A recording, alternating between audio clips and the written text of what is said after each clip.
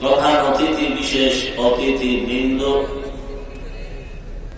মুআজ্জাজুল মুকাররম, জাতির মাথার মুকুট, আরাফাতুল আম্বিয়া হযরত উলামায়ে কেরাম, দূর দূরান্ত থেকে আগত আল্লাহ পাকের আশিকিন, জাকিরিন, শাকিরিন, মুহিব্বিন, মুরব্বিয়ান আযম, কলিজার টুকরা আমার সমবয়সী যুবক বন্ধুগণ, স্নেহ ছোট ভাই, পর্দার আড়ালে অবস্থানরত শ্রদ্ধেয় সম্মানিত মা ও বোনেরা, রব্বুল আলামিনের দরবারে লাখো কোটি শুকর ও সুজুদ যে মহান রব্বুল আলামিন ফিতনার জামানায় কোরআন ও সুন্নাহর ভিত্তিতে সহিহ তরিকায় কিছু কথা বলার জন্য, শুনবার জন্য আমাদেরকে কবুল ও মঞ্জুর করেছেন। নিয়ামতের শুকর আদায়ার্থে মুসলমান হিসেবে ঈমানের আওয়াজ উঁচু করে এক আওয়াজে উচ্চ কণ্ঠে সকলেই কালিমাতুশ শুকর উচ্চারণ করি, আলহামদুলিল্লাহ। লক্ষ কোটি দরুদ ও সালাম সাইয়্যিদুল মুরসালিন, রাহমাতুল লিল আলামিন, শফিউল মুযনিবিন, খাতামুন নবিয়্যিন, সাইয়্যিদুস সাফারাইন, ইমামুল মুরসালিন, শফিউ আযম, রাসূল আকরাম, রাহমাত আলম, নবিয়্যুল আরব ওয়াল আজম, হাবিবে কিবরিয়া, আশরাফুল আম্বিয়া, সাইয়্যিদুল আম্বিয়া, शफीअ महशर, साक़ी कौसर, आका इनामदार, मदीना का ताजदार, आफ़ताब नबुव्वत, फ़ख्र मौजूदात, सय्यदुल मखलूक़ात,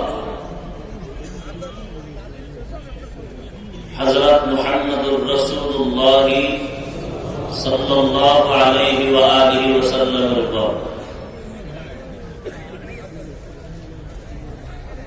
সর্বোপরি সকল যাদের অক্লান্ত পরিশ্রমের মাধ্যমে আজ এই সুন্দর আয়োজন, সময়, পরামর্শ, অর্থ দিয়ে দোয়া করে উপস্থিত হয়ে মাইক, লাইট, প্যান্ডেলের ব্যবস্থাপনার মাধ্যমে সহযোগিতার হাত যারা বাড়িয়েছেন,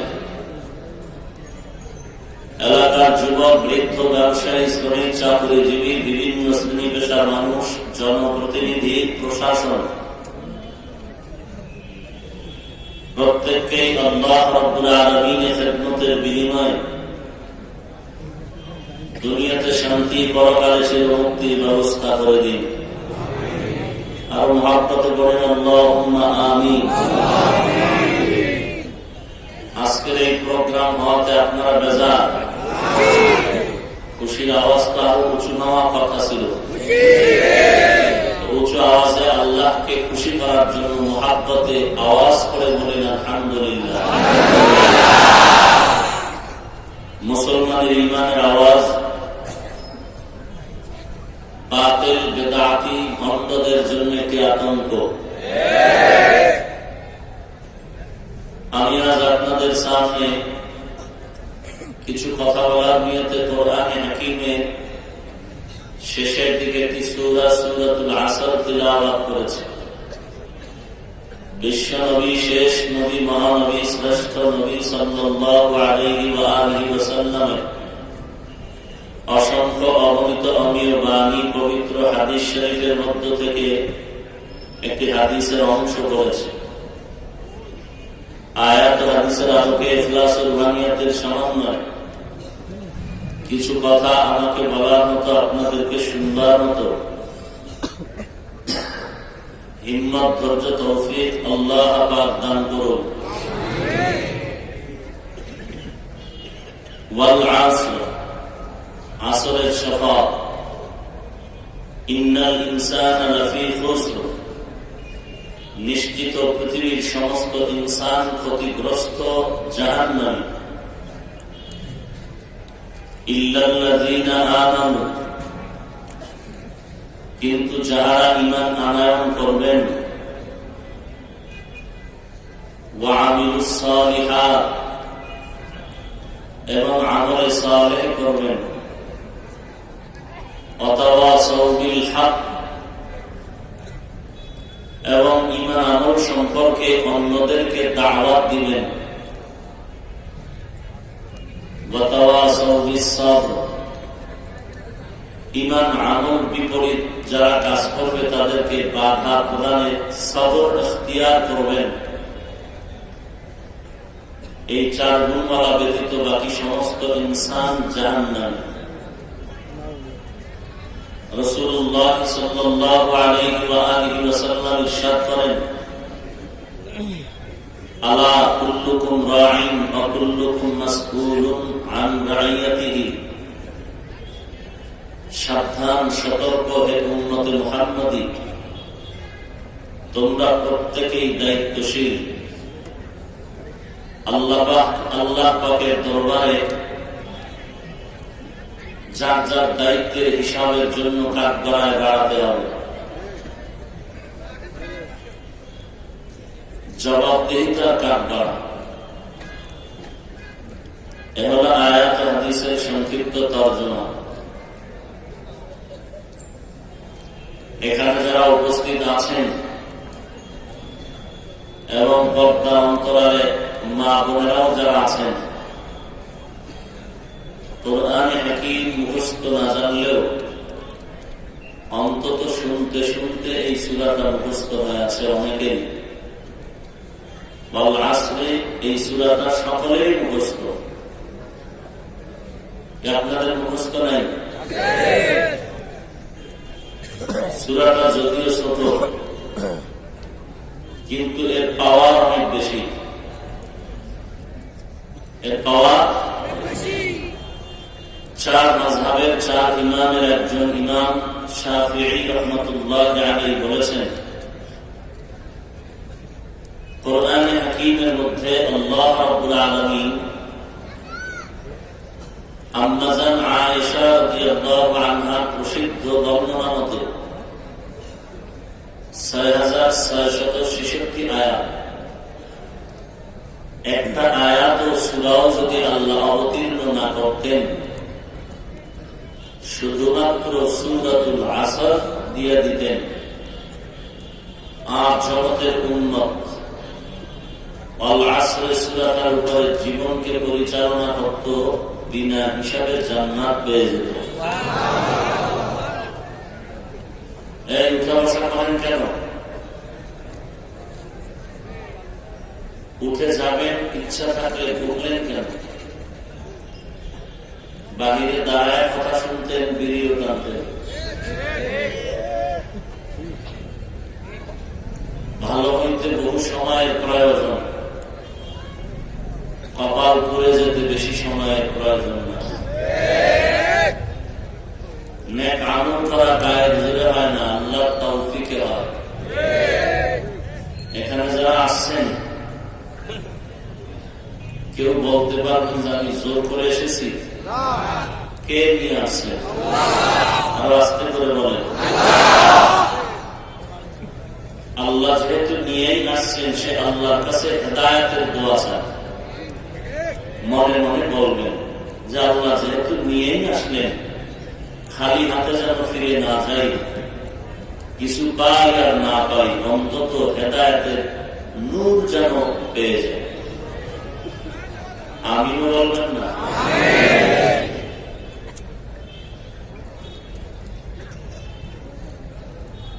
এত পাওয়ারফুল এই সূরা, সূরাতুল আসর।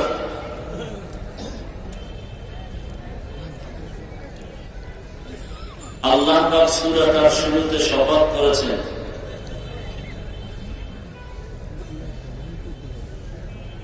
শপথ করে সামনে তাকিদ দিয়ে জোরালো ভূমিকায় একটি কথা বলেছেন, আবার শেষের দিকে আশান্বিত ভাষায় কিছু আদেশ করেছেন, নিষেধ করেছেন। আল্লাহ বললেন, আসরের শপথ, নিশ্চিত সমস্ত ইনসান অবশ্যই ক্ষতিগ্রস্তর মধ্যে জাহান্নামী, কিন্তু যাদের মধ্যে 4 গুণ পাওয়া যাবে এরা ব্যতীত। খেয়াল করবেন, চার গুণওয়ালা মানুষ ব্যতীত বাকি সব জাহান্নামী, চার গুণওয়ালারাই জান্নাতি। তারা কারা? এক নাম্বার গুণের নাম পরিশুদ্ধ ঈমান। বলেন, এক নাম্বার গুণের নাম ঈমান। দ্বিতীয় গুণ হলো নেক আমল। কি আমল? নেক আমল। তৃতীয় গুণ হলো ঈমান আমলের দাওয়াত দেওয়া অন্যকে। তার মানে নিজে আমল না করে দাওয়াত দিবে। চার নাম্বার হলো যারা ঈমান আমল বিপরীত দিকে আগাচ্ছে এদেরকে বারণ করবে, আর বারণ করতে গেলে বিপদ আসবে, বিপদে সবর ইখতিয়ার করবে। এই যে চারটা গুণ বলা হলো, এর মধ্যে প্রথম দুইটা গুণ ঈমান আর নেক আমল, এর সম্পর্ক বান্দার সাথে আল্লাহ। এর সম্পর্ক কার সাথে? কার? বান্দার সাথে। আপনারা বুঝতে কোনো সমস্যা? কথা বলতেও সমস্যা? আওয়াজ দেন না কেন?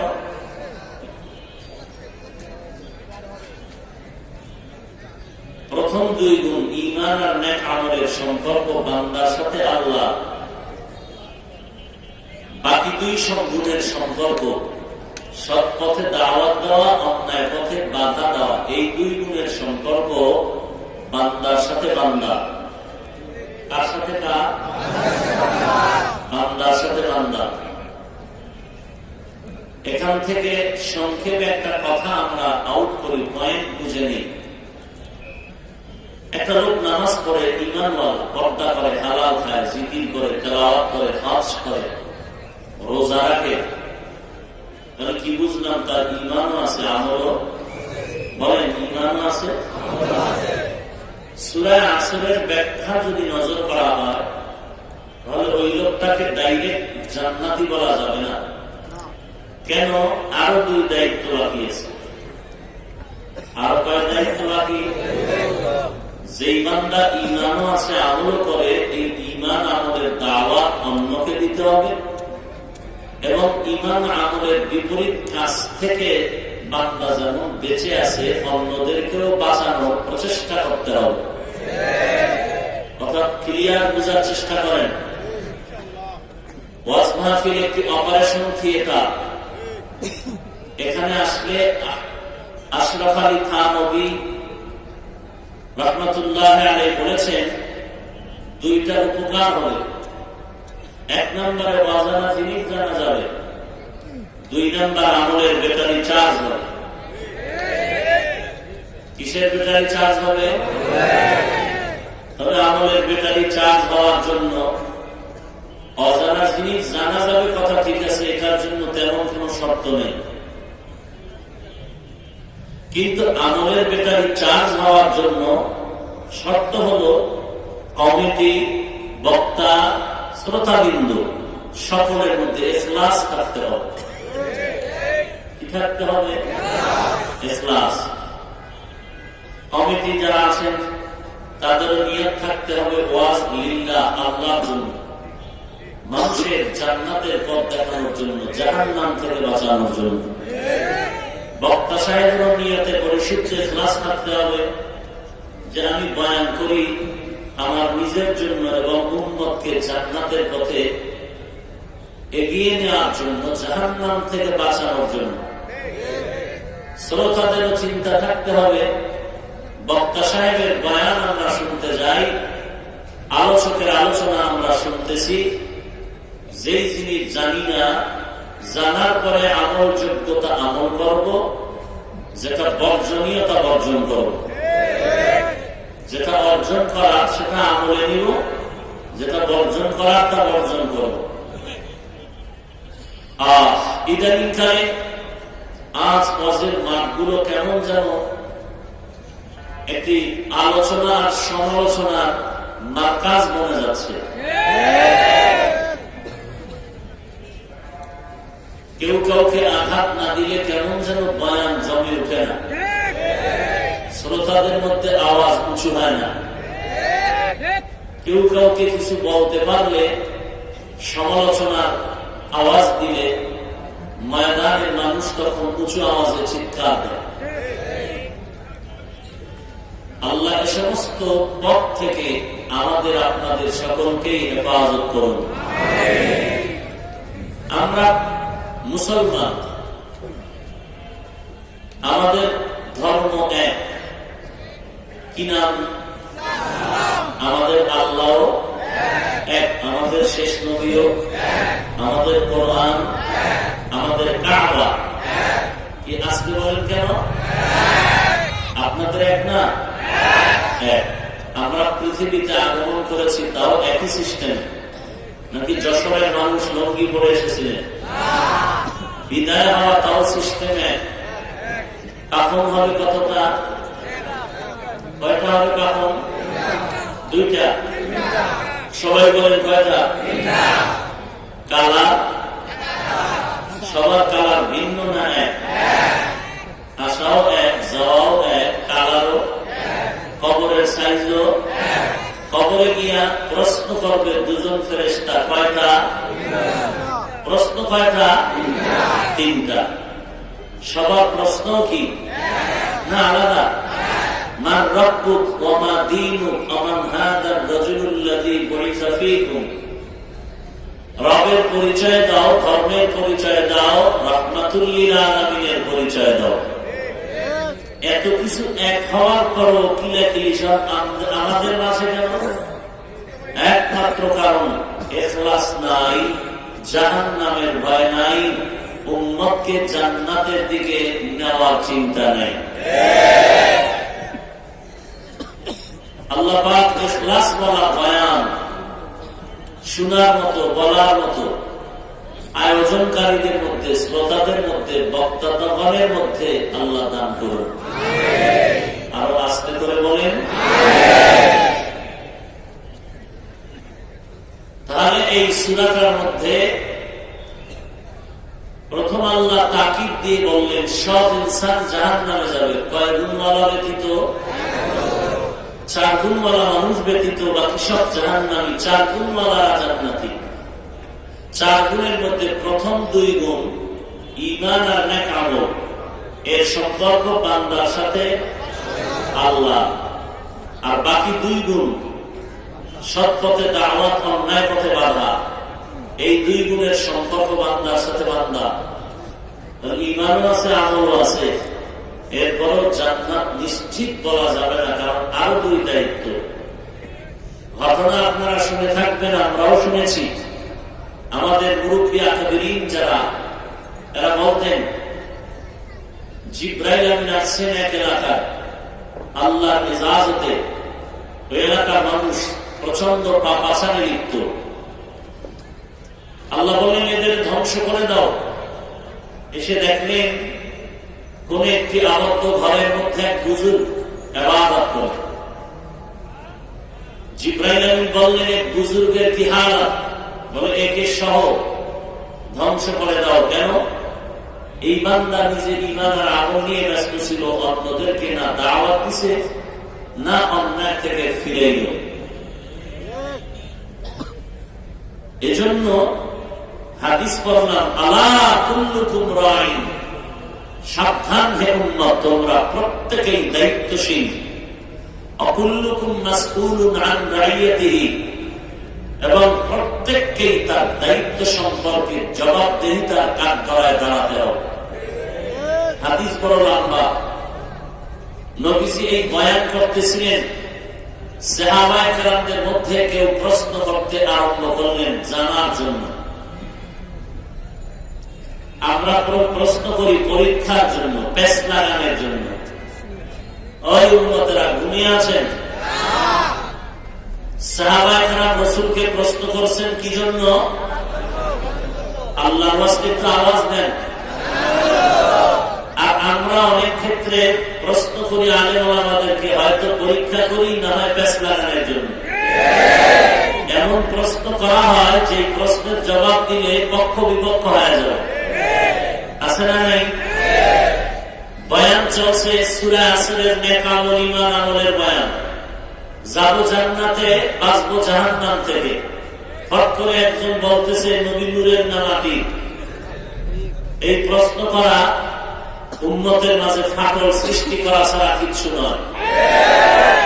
হ্যাঁ, আপনি যদি জানার জন্য করে থাকেন তাহলে আজকে থেকে অনুরোধ থাকলো আমার, স্টেজে হাজারো লাখো মানুষের প্যান্ডেলে কোন আলোচককে প্রশ্ন করবেন না, কারণ বাধ্য হয়ে জবাব দিতেই হবে। আর জবাব দিতে গেলে আল্লাহ না করুন সব কিতাবের রেফারেন্স তার মুখস্থ থাকে না, কোন একটা অ্যান্সার তার ভুল হতে পারে কি পারে না। আর মানুষ যেহেতু সিদ্ধান্বেষণের পেছনে থাকে, অতএব ওই দোষটাকেই সে হাইলাইটস করে ওই আলেম আলোচকের ইজ্জতের উপরে হামলা শুরু করবে।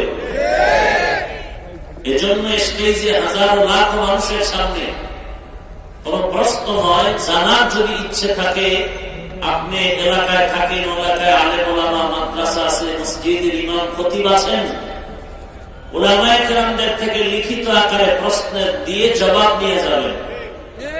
কথা বলেন না কেন? স্টেজে প্রশ্ন করে হয়তো আপনি পরীক্ষা করলেন হুজুর কি বলে, আর উম্মতের এমন প্রশ্ন করে যেগুলো বিতর্কিত। হ্যাঁ, যে প্রশ্নের জবাবে কেউ পক্ষে কেউ, কথা বলেন না কেন, কেউ পক্ষে কেউ বিপক্ষে। তো এখন এক জবাব দিলে একদল খুশি, আবার জবাব দিলে আরেক দল খুশি। এই সমাজের মধ্যে এই ঝামেলা আছে না নাই? করবেন না মেহেরবানি করে। এর দ্বারা আপনার ক্ষতি হচ্ছে না, বক্তা সাহেবেরও তেমন ক্ষতি না, দ্বীনের ক্ষতি হচ্ছে। দ্বীনের উম্মতেরা দ্বিধা দ্বন্দ্বে পড়ে আছে, আলেম আলেম কেন লাগছে, আলেম আলেম কেন একে অপরের পিছনে লেগেছে। আর এই সুযোগে মা গুছিয়ে নিচ্ছে বেদিন বেঈমানেরা।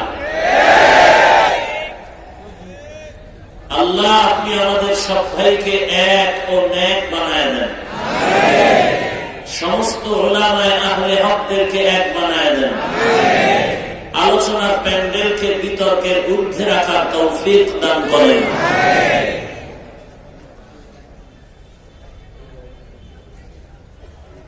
আল্লাহ ঈমান আমল থাকার পরও জান্নাতে যাবে বলার কোন সুযোগ, আরো দুই দায়িত্ব পালন করা লাগবে। সাহাবায়ে কেরাম বললেন নবী কে কার দায়িত্ব পালন করবে?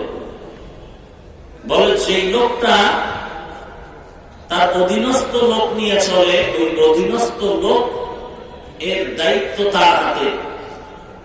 যেমন স্বামীর আসনে যিনি আছেন তিনি তার অধীনস্থে আছে স্ত্রী, ওই স্বামী তার স্ত্রীর দায়িত্বশীল। বাবার দায়িত্বে অধীনস্থ আছে তার সন্তান, বাপ হয়ে সন্তানের দায়িত্বশীল। এইভাবে প্রত্যেকেই যে যে পরিমাণ দায়িত্ব নিবে এর জবাব দিতে হবে। একজন দাঁড়ায় বললেন আমার মা বাপ ভাই বোন স্ত্রী সন্তান কেউ নাই। নবীজি বললেন ওয়ালি জাসাদিকা আলাইকা হাক্কা ওয়ালি নাফসিকা আলাইকা হাক্কা, আপনি আপনার দেহের দায়িত্বশীল, আপনি আপনার নফসের দায়িত্বশীল। আপনার অঙ্গ প্রত্যঙ্গ গুলো যেই জন্য বানানো হয়েছে, আপনার ওই অঙ্গ প্রত্যঙ্গ গুলো ওই ডিউটি পালন করলো কিনা, এই দায়িত্ব আপনি পালন করলেন কিনা, এ জবাব দিতে হবে। এই কথা বলে আল্লাহ জন্যই তো কোরআনে হাকীমের মধ্যে বলেছেন যে মানুষের অঙ্গ প্রত্যঙ্গ কিয়ামতের ময়দানে কথা বলবে, সাক্ষী দিবে। আল্লাহ রাব্বুল আলামিন সূরাটার শুরুতে শপথ করেছেন ওয়াল আসর, আসরের শপথ। আল্লাহ তাআলা ভিন্ন আয়াত ও সূরার মধ্যে শপথ করেছেন ওয়াত্তিন ওয়াজ-যাইতুন وطور سينين وهذا البلد الأمين والسماء ذات البروج واليوم الموعود وشاهد ومشهود والشمس وضحاها والقمر إذا تلاها والنهار إذا جلاها والليل إذا يغشاها والسماء وما بناها والأرض وما طحاها والضحى والليل إذا سجى ما ودعك ربك وما قلى وللآخرة خير لك من الأولى আল্লাহ শপথ করেছেন বারবার। আমি জিজ্ঞেস করি আল্লাহ কোরআন সম্পর্কে আপনাদের কি ধারণা, কি ঈমান, সত্য না মিথ্যা? কি পরিমাণ সত্য বলেন? 100 বুঝি না, পৃথিবীতে যত পার্সেন্ট হতে পারে এর থেকেও আমার আল্লাহর কালাম সত্য, সন্দেহ?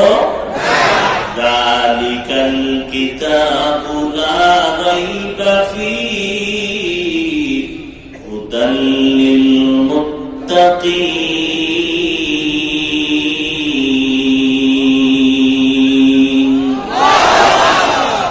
এমন একটি কিতাব যার মধ্যে কোনো ভুল নাই, কোনো সন্দেহ নাই।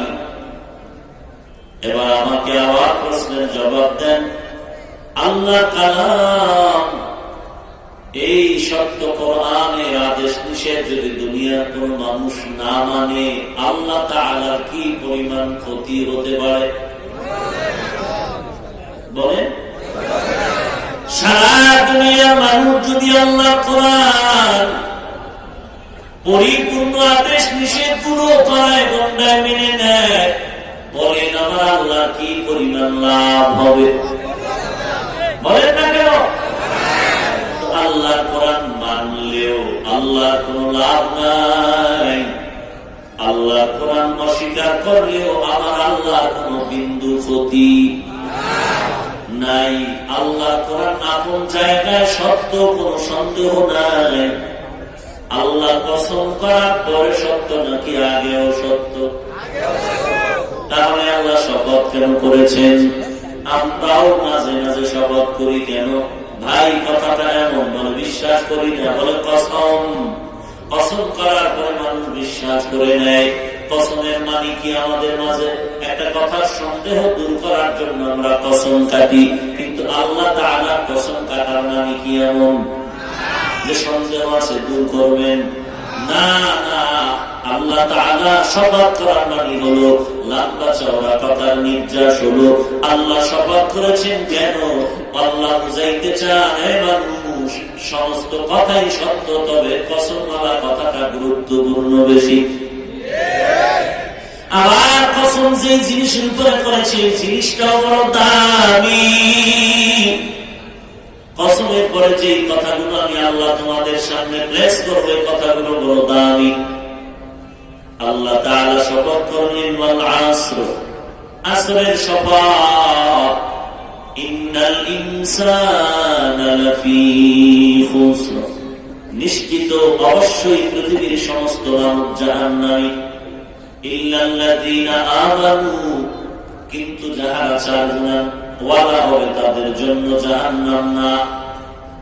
এক নাম্বার ঈমানওয়ালা, আমলওয়ালা, এরপরে সৎ কাজের আদেশ, অন্যায় হতে বাধা দেওয়াওয়ালা। আল্লাহ তাআলা শপথ করলেন আসরের শপথ। এই মোবাইল বন্ধ করো ভাই। আল্লাহ তাআলা আসরের শপথ করেছেন। আসর বড় দামি একটি সম্পদ। আল্লাহ আসমানের কসম করেছেন, কসম আসমানটা বড় দামি সম্পদ। আল্লাহ রাব্বুল আলামিন দ্বীনের কসম করেছেন, দ্বীন বড় দামি একটি সম্পদ। আল্লাহ তাআলা শপথ করেছেন আসরের, আসর বড় দামি একটি সম্পদের নাম। মুফাসসিরিন কেরাম আসরের অনেক অর্থ লিখেছেন, এর মধ্যে আমি দুইটা অর্থ আজকে চেষ্টা করব বলা। থাকবেন না চলে যাবেন? কতক্ষণ? 12টা আর একটা বুঝি না, ফজর বুঝি না, মুনাজাত পর্যন্ত মুনাজাত দিয়ে যাবেন। এতটুকু নিয়ত করা যায়? আল্লাহ আপনাদের নিয়তের মধ্যে বরকত বাড়ায় দেন। আর আস্তে করে বলেন, আসিলে স্বাগত পাবে, হেথা পাবে ঠাই, নীরবে আসন নিবা কোনো বাধা নাই। তবে ইখলাস নিয়ে বসো। একটা কথাও যদি বুঝতে না পারো, আল্লাহ তাআলা হেদায়েতের সিনায় আগুন জ্বালায় দিবেন। যতক্ষণ বসে থাকবেন আমল নামে একটা গুনাহ লেখা হবে। এমন দামি এক মজলিস সবাই বসতে পারে না। সবাই কিয়ামতের দিন আমার আল্লাহ তার আপন আশিকদেরকে নিয়ে এরকম একটা মজলিস করবেন। আজকে যারা ইখলাস নিয়ে বলবে, গুনাহ নিয়ে ঢুকছেন, গুনাহ থেকে মুক্ত হয়ে বের হয়ে যাবেন। চোখের পানি ছেড়ে কান্না করবে। ময়দানে যখন আপনারা বসে গেছেন, রাহমাতুল লিল আলামিনের হাদিস পাকের ইরশাদ, গুনাহ মাআফ হয়ে গেল। আর আস্তে করে বলেন, বসা মাত্রই গুনাহ। قال النبي صلى الله عليه وآله وسلم لا يقعد قوم يذكرون الله إلا عفتهم الملائكة وغشيتهم الرحمة ونزلت عليهم السكينة وذكرهم الله في من عنده أو كما قال النبي عليه الصلاة والسلام। আল্লাহ আমাদের প্যান্ডেলে যদি, জাকিরিনের প্যান্ডেলে যদি বসে যাও, আল্লাহর রহমতের ফেরেশতা পুরা বান্দাদের চতুর্পাশে বেষ্টনী দিয়া দাঁড়ায় যায়। আল্লাহ পাক রব্বুল আলামিন তার আসমান থেকে রহমতের সাকিনা বরকত নাজিল করেন। আর এই বরকত যখন অবতীর্ণ হয়, ব্যক্তি বিশেষের উপর অবতীর্ণ হলেও ওই অবতীর্ণ রহমতের অংশীদার সবাই হয়ে যায়। কারণ এখানে বাতি জ্বলতেছে, গণনা করলে বোঝা যাবে 200-250 বাতি জ্বলতেছে প্যান্ডেলের ভেতরে। কোন একজন আকলমান বুদ্ধিমানকে যদি বলি, ভাই আমার স্টেজের বাম পার্শ্বের বাতি আর ডান পার্শ্বের বাতির আলোটা, 2 বাতির আলোটা কোথায় নিয়ে অ্যাডজাস্ট হয়ে গেল, মিলল, একটু মাঝখানে ভাগ করে দেখায় দাও। ডান পার্শ্বের বাতিটার আলো কি পরিমাণ গিয়ে থামলো, বাম পার্শ্বের বাতির আলো কোথায় গিয়ে থামলো। সবাই বলবে, হযরত বাতি গণনা করা যাবে, আলোর জায়গা নির্ণয় করা যাবে না, এক হয়ে গেছে, একটার সাথে একটা মিলে গেছে। ঠিক এই ময়দানের মধ্যে যারা আল্লাহর মুহাব্বত নিয়ে, ইখলাসের সাথে কোরআনের মুহাব্বতে যারা বসতে পারলো, এদের মাথা গণনা করে বলা যাবে 1 লাখ, 2 লাখ, 50,000, 10,000, 20,000 লোক ময়দানে জমা আছে। কিন্তু আল্লাহর বান্দা অন্তরের কালেকশনের কোন সীমানা নাই। আছে? আল্লাহ তাআলা যদি একজনের উপরে রহমতের নজর দিয়ে দেয়, আর যেই বান্দা রহমতের আশায় বসবে, আল্লাহ তাআলা ওই রহমতের ধাক্কা তার সিনার মধ্যে লাগায় দিবে। এমন ভাবে লাগবে, বান্দা পুলিশে একটা আসামিরে ধইরা ব্যাটের বাড়ি দেয়, কান্না করে না? করে? এই পুলিশের বাড়িতে সবাই কান্না করে না? এমন ফিরা দিল, চোখে পানি নাই, কান্না শুধু বাহানা করে। কিন্তু একটু নজর করো ভাই, স্টেজের মধ্যে আল্লাহ যারা আমলওয়ালা বয়ান করে, 200 হাত পেছনে তাকায় দেখবা একটা যুবক হাউ মাউ করে চোখের পানি চিল্লায় কান্না করে চিৎকার দেয়। কারণটা কি?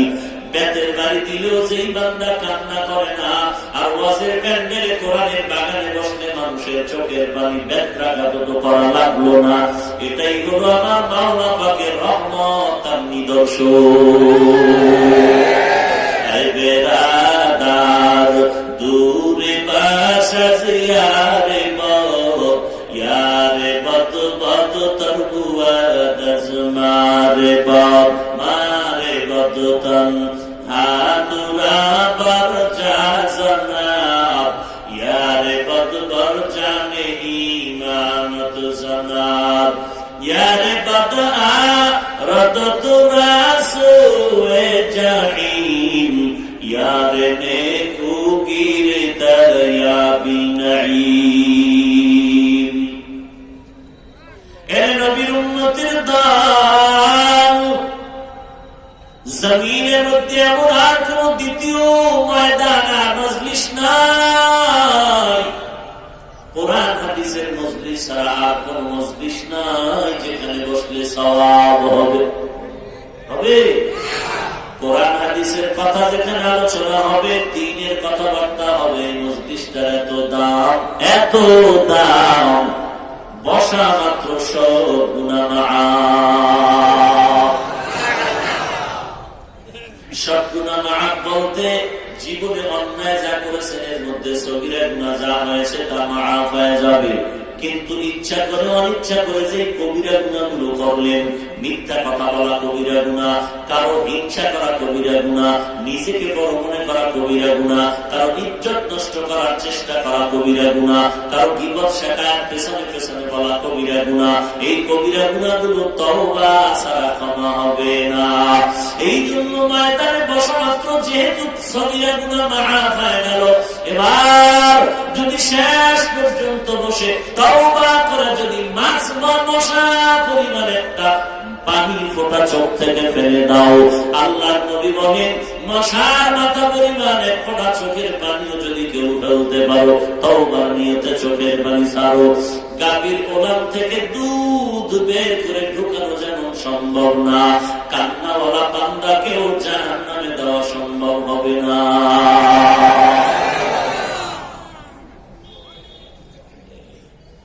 যতই বাঙালি, এই যুগের বাঙালি বেশিরা সারা ঘুমায় না, মোবাইল চালায় চালায় রাত পার করে ফেলে। অতএব আজকের এই প্যান্ডেলে বসে যে সময়টা কাটাবেন, যদি ইখলাস থাকে,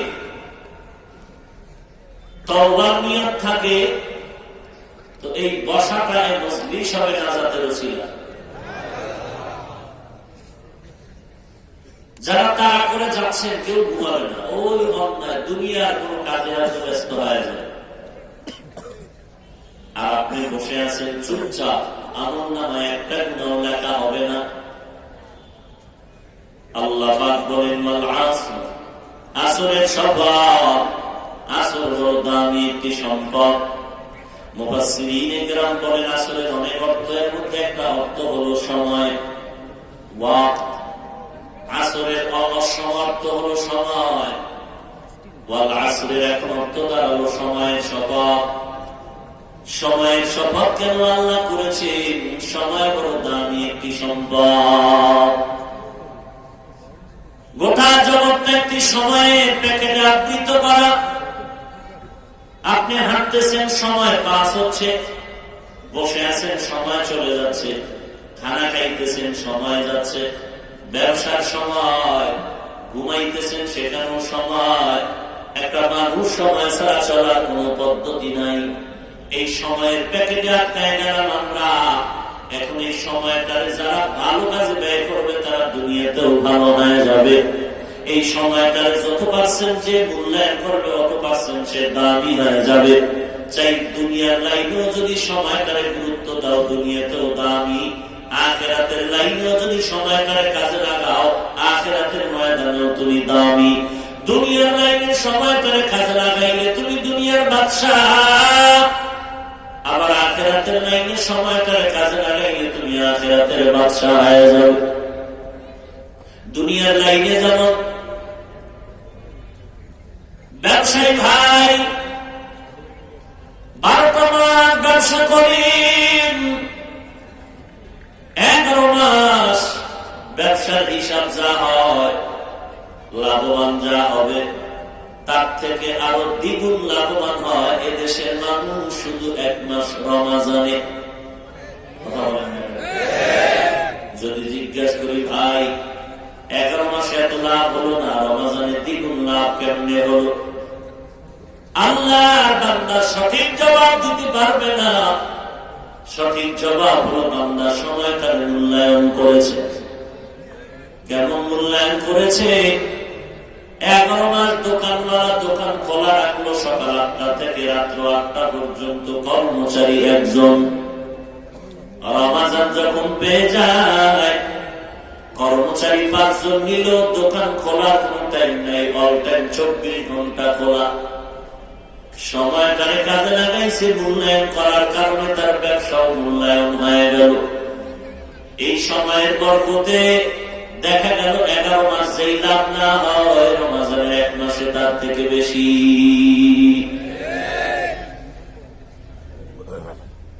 এর নবীর উম্মতের দল, আল্লাহ বলেন সময়ের শপথ, সময়টারে কাজে লাগাও। সময় বড় দামি একটি সম্পদ, যে যেই পরিমাণ কাজে লাগাইবা দুনিয়াতেও লাগাইলে দুনিয়ার বাদশা, আখিরাতে লাগাইলে আখিরাতের বাদশা। এই ভাইজান, দুনিয়ার পেছনে সময় লাগাও তো দুনিয়াও দামি হয়ে যাবে। আজকে তাকায় দেখেন, কলেজ, ভার্সিটি, স্কুলে যারা লেখাপড়া করতেছে যুবক ভাই, যাদের লেখা বই পড়ে তুমি আর শিক্ষিত হচ্ছ, বিয়ে পাস করতেছ, এই বইটাও কিন্তু কেউ না কেউ সময়টারে কাজে লাগায় লিখে গেলেন। না তোমার মতো মোবাইল চালায় রাত কাটাইছে? সময়টারে কাজে লাগায় বই লিখেছে, গবেষণা করে করে ইংরেজি আর অঙ্ক, ইতিহাস, ভূগোল সাবজেক্ট ওয়াইজ বই সাজায় গেলেন। আজ তার কপাল কত ভালো যে তার লেখা বইটা সব কলেজের ছাত্র ছাত্রীরা পড়েনি। যুবক, চিন্তা কর, তোর কোন লেখা তো কেউ পড়ে না, বরং তুই ওই ব্যক্তির লেখার পৃষ্ঠা ছিঁড়ে ছিঁড়ে জুতার তলে ঢুকিয়ে ফেল। আছে না নাই? এত পরিমাণ যদি তোর বিদ্যার সাথে বেয়াদবি করো, ওই বিদ্যা তোর কল্যাণ এনে দিবে না। আমরা মাদ্রাসায় পড়লেও একটা বাংলা ইংরেজির কোন লেখা কাগজ পাইলে রাস্তায় পড়ে থাকলে একটু চেষ্টা করি নিরাপদ জায়গায় রেখে দেওয়ার জন্য, সম্মান করি। আজ এই বিদ্যার বই পড়িয়া তুই আজকে বিয়ে পাস করতে যাচ্ছ, শিক্ষিত হতে যাচ্ছ, ওই বিদ্যার কাগজের পাতা ছিঁড়িয়ে যদি জুতার তলে ঢুকায় দাও, গজব আসবে তোমার, গজবে তোমার কপালি আসবে, আর কারণ তুমি তো বিদ্যা চোর। এরে আল্লাহর গোলাম, আজকে যাদের বই পড়িয়া তুমি আজ বিয়ে পাস, বালিশে মাথাটা লাগাইয়া আধা মিনিট চিন্তা কর, কেমন ভাগ্যবান ওই বইওয়ালার লেখক, যার লিখিত বইটা সারা দেশের কলেজের ছাত্ররা পড়তে বাধ্য। 3 বার বছরে পরীক্ষা দেয়, আবার ফাঁকে ফাঁকে মাসিক পরীক্ষা, টেস্ট পরীক্ষা দেয়। বান্দা ওই বইটার জন্য আবার গাইড যারা করলো তারাও বড় ধন্য, সময়টারে কাজে লাগাইছে। আজ বাংলাদেশ যে থিওরিতে চলে তার নাম হলো গণতন্ত্র। শুধু বাংলাদেশ না, বিভিন্ন রাষ্ট্র আজ বিশ্বের মধ্যে পরিচালিত হচ্ছে গণতন্ত্র। এর থিওরি প্রণেতা হলো আব্রাহাম লিঙ্কন। আব্রাহাম লিঙ্কনের ইতিহাস পড়ে দেখ, তেমন লেখাপড়া আব্রাহাম লিঙ্কন করেনি। মোটামুটি একেবারে মূর্খ বললেই চলে। বাঙালি ভাষায়, কিন্তু তার থিওরিটা গবেষণা করে সময়টারে কাজে লাগায় এমন একটা থিওরি প্লেস করলো। ওই লোকটারে কেউ চিনেও না, জানেও না, চেহারাটাও দেখে নাই। আজকে সেই আব্রাহাম লিঙ্কনের থিওরি দিয়ে গোটা বিশ্বের বহু রাষ্ট্র পরিচালিত হচ্ছে। কথা বলেন না কেন? ওই আব্রাহাম লিঙ্কনের থিওরি কেন আজ মানুষ গলার মালা বানায় নিল? গণতন্ত্র প্রতিষ্ঠার জন্যই কত মানুষের রক্ত ঝরতেছে। কথা বলেন না কেন? গণতন্ত্র রক্ষার জন্য যত হামলা আর মামলা, ওই আব্রাহাম লিঙ্কনের গণতন্ত্র, এই গণতন্ত্র রক্ষার জন্য সবার চুলচেরা বিশ্লেষণ আর গলা ফাটানো বক্তব্যরাজ। গণতন্ত্র রক্ষা আমরা করেছি, ওই দল করে নাই। ওই দল বলে আমরা করেছি, তোরা করো নাই। মনে হয় যেন করলে না করলে জান্নাত জাহান্নামের একটা সিস্টেম হয়ে যেতে পারে। এরে ভাই, আমি বুঝাতে চাই, আব্রাহাম লিঙ্কন একটা সাধারণ জ্ঞানী মানুষ, তেমন কোন লেখাপড়াওয়ালা না, অথচ তার থিওরিটা আজ গোটা বিশ্বের মানুষের গলার মালা কেন হয়ে গেল? দুনিয়ার লাইনে সময় তারে কাজে লাগাইলো, তার সম্মান বেড়ে গেল। দুনিয়াতেও যদি সময় তারে কাজে লাগাও, দুনিয়ার লাইনেও তোমার সম্মান বেড়ে যাবে। যদি আখিরাতের লাইনে সময়টারে মূল্যায়ন করো, আখিরাতের লাইনে তোমার জীবনটা ধন্য হয়ে যাবে। শুধু আব্রাহাম লিঙ্কন কেন, মাও সেতুনের থিওরি, লেনিনের থিওরি, কার্ল মার্ক্সের থিওরি, প্যারেটোর থিওরি আজকে গোটা বিশ্বের মানুষগুলো গ্রহণ করে চলতেছে। এর নবীর উম্মতের দল, দুনিয়ার লাইনে সময়টারে কাজে লাগাও। এইভাবে একটা একটা যদি পাঁচ পাঁচ করে আমি বয়ান করি, লম্বা হয়ে যাবে। আব্বা জান, তুমিও সময়টারে কাজে লাগাও তোমার সন্তানের হক আদায়ের পেছনে। ও ঘরের স্ত্রীর স্বামীগণ, স্বামীর ভূমিকায় যারা আছো, তোমার স্ত্রীর উপরে হক আদায় করার সময়টা যদি কাজে লাগাও, আল্লাহর কসম তোমার ঘর হবে বেহেশতের বাগান। এরে আল্লাহর বান্দা, তুমি আজ ঘরের মধ্যে স্ত্রীকে রেখে যশোর বাজারের মধ্যে তুমি দোকান দাও, ব্যবসা করো, টাউনের মধ্যে সকাল 8টায় তুমি বেরিয়ে গেছো, অফিস করা লাগবে বিকাল 4টায়। তোমার অফিস বন্ধের পরে তুমি ওভার ডিউটি নিছো আর এক জায়গায়। এইভাবে সময়টারে পাস করিয়ে রাত 12টায় তুমি ঘরের মধ্যে ঢুকছো। ঘরের মধ্যে ঢুকার পরে তোমার স্ত্রী তোমার অপেক্ষায় ছিল। তুমি ফ্রেশ হয়ে গেলা, ফ্রেশ হওয়ার পরে খানা দানা খাইলা। এবার স্ত্রী কিন্তু মনের কথা বলার জন্য অপেক্ষমান। তুমি বিছানায় মাথাটা লাগাইয়া গজলের মোবাইল হাতে নিয়েছো। তোমার স্ত্রীর হক আদায়ের কোনো চিন্তা করলা না। এই ঘরের মধ্যে দেখা যায় কিছুদিন পর স্ত্রী বাচ্চা থাকলেও ওই স্ত্রী স্বামীকে মূল্যায়ন করে না। স্বামী যদি কিছু বলতে চায়, বলে তোর মতো স্বামী চাই না। এ দেশে কি স্বামীর অভাব? সোনার বাংলায় কিসের অভাব দেবে না? কোনটার অভাব নাই। এ নবীর উম্মতের দল, আজকে আমার পর্দার আড়ালের মা, আপনারাও স্বামী খেদমতে সময়টারে কাজে লাগান। আল্লাহ বানাইছেন আপনাদেরকে দুনিয়ার রৌদ্রে পুড়িয়া শরীরটারে নরম শরীর শক্ত বানানোর জন্য বানাননি। আপনি ঘরের মধ্যে আরামে থাকবে, পর্দা রক্ষা করে কোথাও যাওয়ার হলে যাবে। ইজ্জতের গ্যারান্টি থাকলে চাকরি করবেন, ইজ্জতের গ্যারান্টি যেখানে থাকবে সেখানে লেখাপড়া করবেন। ইজ্জতের গ্যারান্টি যেখানে থাকবে না, ওখানে কোনো কাজ করা যাবে না।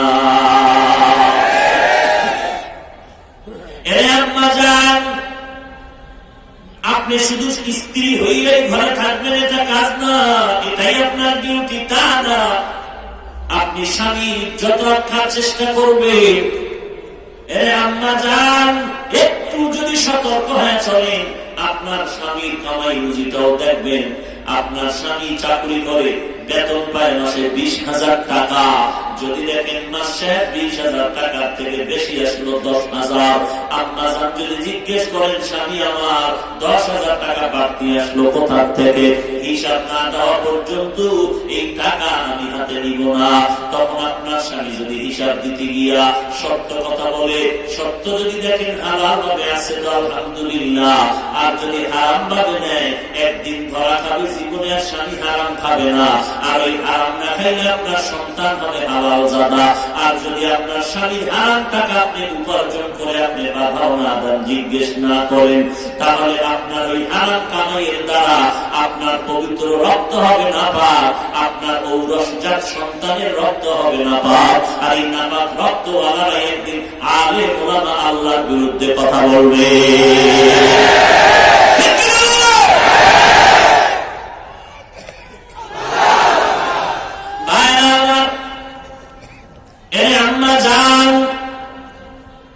স্বামীর কামাই করা মাল হেফাজত করো, স্বামীর মাল হেফাজত করবে আম্মা, কারণ স্বামীর ভবিষ্যৎ তোমার। স্বামী যদি মরে যায়, স্ত্রী তোমার, বাড়ি তোমার, ঘর তোমার, সব। এরে আম্মা যা, এজন্য ইসলামের আইন হলো স্ত্রী স্বামীর মাল হেফাজত করবা, স্বামীর অনুমতি ছাড়া ঘর থেকে কোথাও যাবে না। কারণ তুমি যদি অনুমতি ছাড়া যাও, স্বামী দেখবে না, কে দেখবেন? কথা বলে না, আল্লাহ দেখবেন। আল্লাহ না করুন, তুমি যদি ঘর থেকে বের হয়ে যাও আর ঘরের থেকে যদি কোনো জিনিস হারিয়ে যায়, চুরি হয়ে যায়, স্বামী জিজ্ঞেস করলে জবাব দিতে পারবা না, আর আল্লাহ আদালতে তুমি হয়ে যাবে একজন আসামি। স্বামীর মাল হেফাজত করবে দূরের কথা, আম্মাজানদের মধ্যে এমনও আছে যে স্বামীর হালাল কামাই রুজি স্বামীর অজান্তে গুনাহের পথে ব্যয় করে, আছে না নাই? এজন্য শুধু স্ত্রী দায়ী না, স্বামীর দুর্বলতা আছে, আছে না নাই? ভাইরা আমার, আম্মাজান সংসারটা সুন্দর করার জন্য সময় লাগাও। তোমার ঘরে খানা জোগাবে তোমার স্বামী, বরকত দিবেন আমার আল্লাহ। স্বামী দোকানে গেল, চাকরিতে গেল, মা ঘরের মধ্যে থেকে যেই সময়টা অবসর পাও, বসে বসে আল্লাহ কোরআন পড়ো, নামাজ পড়ো, আল্লাহর কাছে স্বামীর জন্য দোয়া করো। তুমি ডবল কামাই করবা আম্মা, তুমিও চাকরি করে 30,000, স্বামীর চাকরির 30,000 মনে করছো লাভ বেশি করে। আম্মা তুমি পর্দা রক্ষা করে যদি নামাজ পড়ো, আল্লাহর কাছে কান্না করো, তোমার স্বামীর 30,000 টাকায় তোমার ডবল লাগবে না, তার থেকেও বেশি বরকত আল্লাহ দিয়ে দিবে। স্বামী আর স্ত্রী ডবল ডবল কামাই কইরা ঘরের আলমিরা বোঝাই করে ফেলেছ। কয়েকদিন পর যদি চুরি হয়ে যায়, সব শেষ, আমও গেল, সালাও গেল। আল্লাহর বান্দা, হ্যাঁ হালাল ভাবে যদি কোন রাস্তা করা থাকে ভিন্ন কথা, আমি কি মোনাজাত দিয়ে দিব? তাহলে মানুষগুলো ডিস্টার্ব করে কেন? কেন? কারণ কি?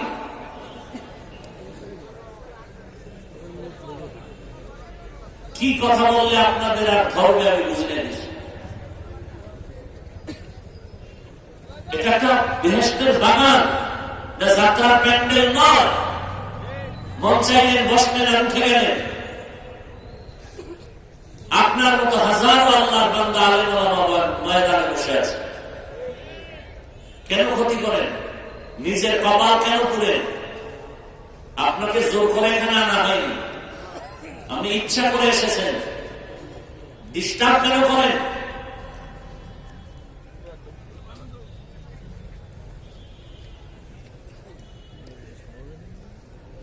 আল্লাহ সব ভাইকে হেদায়েত দান করুন। আর অল্প সময় মোনাজাত দিয়ে দিন, এখনই দিয়ে দিব। আর একটু সামনে আগাই। সময়ের সফর, ও সন্তানের মা বাপ, সন্তানের পেছনে সময় লাগাও। দুনিয়াতে সন্তান জন্ম দেওয়াটাই মায়ের কাজ শেষ না। আব্বা যান সন্তান জন্ম দিয়েছেন, এখানে আপনার ডিউটি শেষ নয়। এই সন্তানটাকে মানুষ বানানোই আপনার দায়িত্ব। আম্মা যান সন্তান লালন পালন করবেন আর স্বামীর সাথে ঝগড়া করবেন এমনটা নয়। কারণ আপনার শিশু বাচ্চাটা মা বাবাকে তাকায় তাকায় সবকিছু শিখতেছে। আপনি ঝগড়া করবেন, সন্তান ঝগড়া শিখবে। স্বামী আর স্ত্রী ঘরের মধ্যে মনোমালিন্যতায় থাকবে, সন্তানগুলো এমন হয়ে যাবে। অতএব এমন আচরণ করতে হবে, এমন আদর্শ একটা কায়েম করতে হবে ঘরের মধ্যে, যে আদর্শের কারণে সন্তান বড় আদরওয়ালা স্বপ্ন হয়ে যায়। সন্তানকে বড় করবেন। ইমাম গজালি বিশ্ব বরেণ্য দার্শনিক বুজুর্গ, তিনি বলেন প্রত্যেকটা সন্তানের জন্য মা বাবাই হলো প্রথম শিক্ষা প্রতিষ্ঠান। মা বাবা যা শিখায় সন্তান তাই শিখবে। এর নবীর উম্মতের দল ফ্রি মাইন্ডের ডোন্ট মাইন্ডের স্লোগান দিয়ে কপাল পরিষ্কারে বাঙালি ভাই। ফ্রি মাইন্ডার ডোন্ট মাইন্ড কি হয়েছে ওরা কপালদের খবর নাই। স্ত্রীকে নাম ধরে ডাকে স্বামী, ফ্রি মাইন্ড। আবার স্বামীকে নাম ধরে ডাকে স্ত্রী, আছে না নাই? কথা বলেন না কেন? স্ত্রীকে নাম ধরে ডাকে বেবি, আবার বেবি স্ত্রী স্বামীর নাম ধরে ডাকে হৃদয়, আছে না নাই? কি এমন কেন বলে ডোন্ট মাইন্ড? ভিতরে কি বলে ফ্রি মাইন্ড? আল্লাহ দিছে সন্তান, ওই সন্তান বড় হতে চলছে আর দেখে একে অপরের ডাকতেছে বেবি, কেউ ডাকে হৃদয়। সন্তান বড় হয় আর মাকে মা বলে ডাকে না, ডাকে বেবি। বাদ দে, বেবি খানা দাও। বাবাকে ডাকে হৃদয়। আগামীকাল বাজার থেকে একটা গাড়ি কিনে নাও। এইভাবে কতদিন বাবা ডাক দেয় না, মা ডাক দেয় না। মা ডাক দেয় একবার, বেবি ডাকে 10 বার। আব্বুকে ডাক দেয় 10 বার। আবার এর বিপরীত 3 ডবল করে নাম ধরে ডাকে হৃদয় 30 বার। স্বামী আর স্ত্রী একদিন চিন্তায় পড়ে গেল, ঘরের ভিতরে যা হওয়ার হচ্ছে, কিন্তু বাইরে গেল তো জুতা। সন্তান যদি নাম ধরে ডাকে কি করা যায়? এমন কপাল কেন? বুদ্ধি নাই, উকিল বাবার ডাক। যে উকিল বাবা বিয়ার মাঝখানে বন্ধনটারে মজবুত করেছে, তারে ডাক দাও। উকিল গিয়া কি আর করবি, কপাল পড়া। ভিতরে যে এমন প্যাঁচ লাগাইছে আমি তো বুঝতে পারি না। প্যাঁচ সুটানের বুদ্ধি একটাই আছে, সন্তানদের মাঝখানে বসাইয়া স্বামী আর স্ত্রী দুইজনে দুই পাশে বসবি। তবে সামনাসামনি না, কানের মধ্যে যেন আওয়াজ যায় ডানে বামে। দুইজনে একজনে একজনকে আব্বা বলে ডাকবি, আম্মা বলে ডাকবি। তুই স্ত্রী আম্মা কবি, স্ত্রী তোরে আব্বা কয়া ডাকবি। এরকম 1 সপ্তাহ প্র্যাকটিস করবি, তাহলে আশা করা যায় তোর সন্তান আব্বু আম্মু ডাক শিখবে। এগুলো ফ্রিম্যান্টের হাল। এর নবীর উম্মতের দল আছে না নাই? আছে না নাই? হায় হায় হায়, কি বলবো? এগুলো বলতে গেল অনেক মানুষ আমাদেরকে বাজে কথা বলে ধিক্কার জানায়। এ ভাই, সংসারটা ধন্য করার যদি নিয়ত থাকে, যদি তুমি একটা ভালো বাবা হওয়ার চিন্তা করো, সন্তানটারে ভালো বানাও। আর সন্তান ভালো বানানোর মেডিসিন হলো মা বাবা আগে ভালো হয়ে যাও। মা বাবা ভালো হওয়ার জন্য 1 নাম্বার শর্ত মাকে ভালো বানাইতে হবে। আর মাকে যদি ভালো বানাইতে চাও, বিবাহের আগে কোরআনওয়ালা মা ঘরের মধ্যে নাও। বিবাহ করার আগে খুঁজবা তোমার স্ত্রী যাকে বানাতে চাও কোরআন পড়তে জানি না। হ্যাঁ, আমি পড়তে জানি নেই, খবর নেই। কখন খবর নেই? আগে বিদেশ যাওয়ার ভিসা দিবি আছে না নাই? হালাল না হারাম? বিদেশে যাওয়ার ভিসা। এই যৌতুকের নামে পচা পায়খানা খাইবার যুবক, যদি লজ্জা শরম ফালাইয়া এই পায়খানা খেতেই চাও, বিয়ার আগের রাত্রে হাতের কবজা দুইটা কেটে ফেলবি, কারণ তুই পুরুষ নামের কলঙ্ক। আর যদি বলুন আমি বীর পুরুষ, তো হাতের দুটো বাহু উঁচু করে বলবি আয় আয়। শুধু স্ত্রী কেন, শ্বশুরের গোষ্ঠী আমার হাতের কামাই খাবি, আমি একটা টাকাও ফকিন্নির মতো শ্বশুর বাড়ির থেকে নিব না। আজ এই যৌতুকের বলিতে এই জমিন থেকে ঝরে গেল কত সুন্দরী রূপসী তাজা প্রাণ। কথা বলেন না কেন? কি নির্মম অত্যাচার করতেছেন মেয়েদের উপরে। আল্লাহ সবাইকে হেদায়েত দান করুন। সময়ের শপথ, সময়টাকে মূল্যায়ন করো। একটা সেকেন্ডের সময় অনর্থক না যায়। সরকারের সাথে কন্ট্রাক্ট হয়েছে সকাল 8টা বিকাল 4টা, মাসে বেতন 20,000, কিন্তু ডিউটির সময় 8টার গাড়ি 9:30টায়, অফিসে গিয়া 8টার কলম ধরে 10টায়। আছে না? এইরকম 2 ঘন্টা ডিলে ডিলে ডিলে ডিলে করে যদি তুমি চাকরি মাস্টার 20,000 বেতন নাও, ওই 2 ঘন্টার বেতনটারে মাইনাস করে দাও। যদি না দিয়া নিয়ে যাও, ওই 2 ঘন্টার বেতন তোমার হারাম। তুমি তো সরকারি চাকরির মধ্যে সময়কে অপচয় করেছো, চুরি করেছো। এই বেতন নেওয়া তোমার জন্য হালাল নয়। কয়েকটা পুরো বডি হারামে, হালালের চিন্তা কি করবো? চুরি করার জন্য বান্দার হাতের মেলা মুরগি চুরি করলো। এক ঘর থেকে মুরগি এনে ম্যাডামকে বলে তাড়াতাড়ি রান্না করে রেডি করো, আমি ফ্রেশ হয়ে আসতেছি, আর এক ঘরে যাব। আল্লাহ বান্দা ফ্রেশ হয়ে আসিয়া দেখে এখন মুরগি রান্না তো দূরের কথা, কাটাকাটিও শেষ হয় নাই। স্বামীর মাথা ধরো, এখনো আমেরিকান একটা মুরগি রান্না করতে গিয়ে তো সময় লাগে নাকি? তুমি তো বুঝো না, এই যে মুরগিটা তুমি দিয়েছো, এই মুরগিটা রান্না করতে গিয়ে মহিলাদের কত টেনশন করা লাগে। স্বামীরা বাইরে তাকে বুঝো না। বলে কি? বলে এই মুরগির ভিতরে কত রগ আছে, এগুলো বাঁচতে হয়।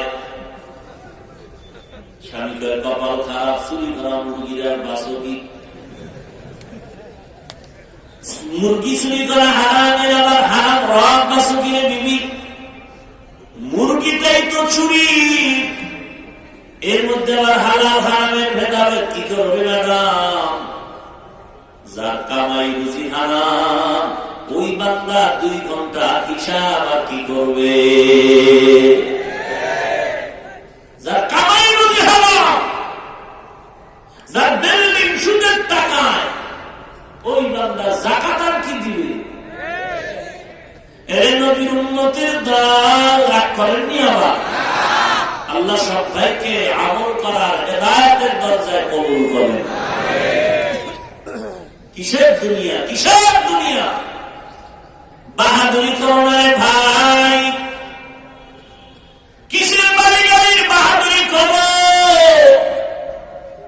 সময় থাকিতে করো উন্নতি কামনা, সময় ফুরিয়ে গেলে আর তো পাইবা না। কিয়ামতের দিন বহু মানুষ আফসোস করবে, আবার একটু দুনিয়াতে পাঠায় দেন না, কামল করে আসলো। বুঝি নাই, আল্লাহ বলবে আলেমরা বুঝায় নাই, বুঝাইছে মানি নাই। আলেমদের বিদ্যাগুলি দেখাইও না রে ভাই। আলেম ওলামারা বাবার কথা কয় না, কোরআন হাদিসের বয়ান করে।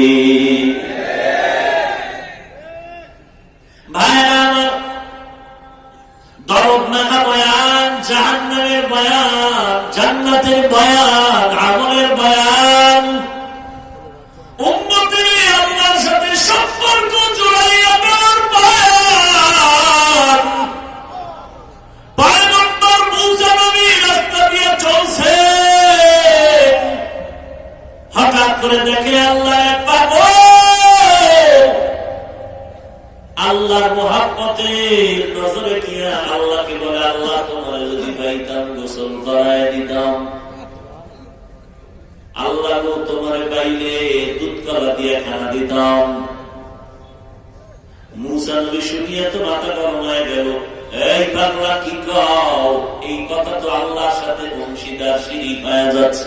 সব গুনাহ মাফ হবে, শিরিকের গুনাহ মাফ হবে না।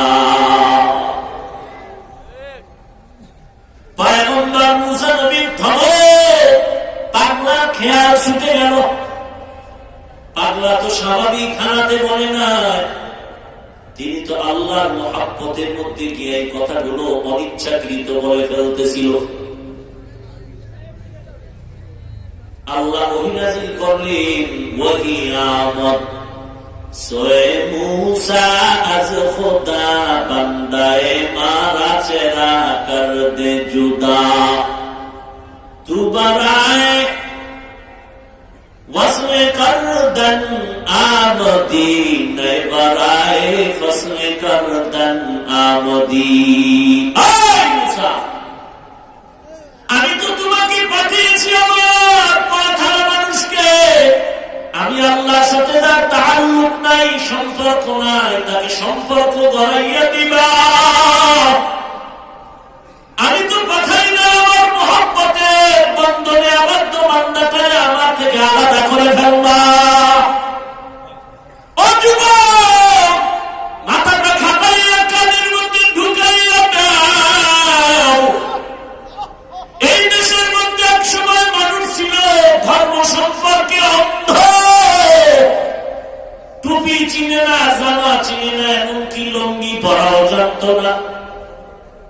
এই দেশের মধ্যে শাহজালাল, শাহপরান, শাহ মখদুম, শাহ আমানত, খানজাহান আলী, শাহ আলী, এইরকম জনপুরীর পীর আল্লাহওয়ালা, ফুরফুরার আল্লাহওয়ালা, চরমনাইর আল্লাহওয়ালা, উজানির কারি ইব্রাহিম, শামসুল হক ফরিদপুরি, এইভাবে হাফিজি হুজুর আল্লাহওয়ালা, হাজী শরীয়তুল্লাহ রহমাতুল্লাহি আলাইহি, পীরজি হুজুর রহমাতুল্লাহি আলাইহি, এইভাবে কষ্ট করে সারসিনার নিসারউদ্দিন রহমাতুল্লাহি আলাইহি, এইভাবে বহু আল্লাহওয়ালা এইভাবে নিজের পেটে গামছা বেঁধে বেঁধে মানুষের দাঁড়ে দাঁড়ে গিয়া নামাজ শিখাইছেন, নামাজি বানাইছেন, মসজিদ চিনাইছেন, পশ্চিম চিনাইলেন, পূর্ব চিনাইলেন। এরা নবীর উম্মতের দল, আল্লাহর জিকির শিখাইলেন, সুন্নত নামাজ শিখাইলেন। আজকে এই বান্দাগুলোকে আল্লাহমুখী বানাও, আল্লাহমুখী বানাও। যার টুপি নাই তার টুপি কেমনে বড়ানো যায় চিন্তা করো, যার দাড়ি নেই তার দাড়িটা কেমনে উঠবে সেই বয়ান করো, যার নামাজ নাই বান্দা নামাজ কেমনে পড়বে ওই বয়ান দাও। কিন্তু তুমি যদি এমন অবস্থা যদি আমাদের ময়দানে হয়ে যায়, যদি বয়ানের প্যান্ডেলে বসিয়া কেউ বলতে চায় সুন্নত লাগবে না, কাজা নামাজ লাগবে না, তারাবি পুরা লাগবে না, এইভাবে যদি কথা বলতে থাকে, তাহলে তো মুসা নবীর ওই অবস্থাই হয়ে গেল। আল্লাহ বলবে আমি পাঠাইছি করে দিনের দাওয়াত দিবি, দাওয়াতের মাকসাদ হবে আল্লাহ ওয়ালা মানুষগুলোকে আল্লাহ ওয়ালা বানায় দিবি। কিন্তু আল্লাহ ওয়ালার দিকে যারা আগায় গেছে এদেরকে তুমি আল্লাহ থেকে আলাদা করবা, এটা কোন দিনই দাওয়াত দিনে ওয়ালা গুণ হতে পারে না। মানে গুণ হতে পারে? এক বান্দা আল্লাহ জিকির করে, লা ইলাহা ইল্লাল্লাহ জিকির করে, আল্লাহর বান্দা একবার না হাজার বার হাঁটতে চলতে উঠতে বসতে সব সময় জিকির করে কার?